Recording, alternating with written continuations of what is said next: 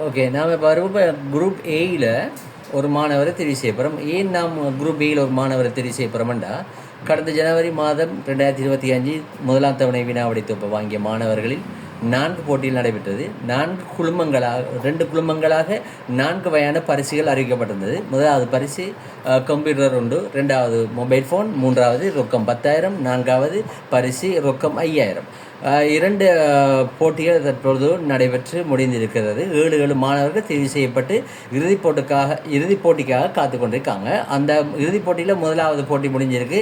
கம்ப்யூட்டருக்கான குழுமம் போட்டி முடிவற்றிருக்கு.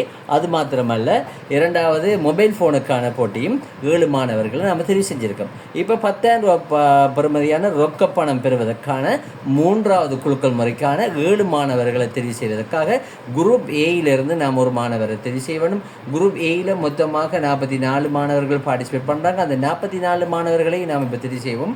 அந்த 44 மாணவர்களையும் நாம் தெரிவு செய்கிறதுக்காக வீலுக்குள்ளே கொண்டு வரலாம்.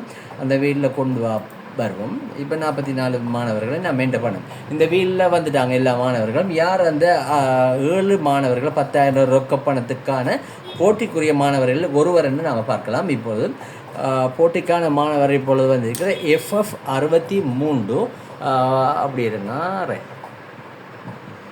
FF 63 கோட் நம்பர் கிடச்சிருக்கு. குரூப் ஏயிலிருந்து நம்ம கிடச்சிருக்கு வந்து FF 63. இந்த FF 63 மாணவர் யாருங்கிறது நம்ம இப்போ பார்க்கலாம். FF 63 code number. Okay, right.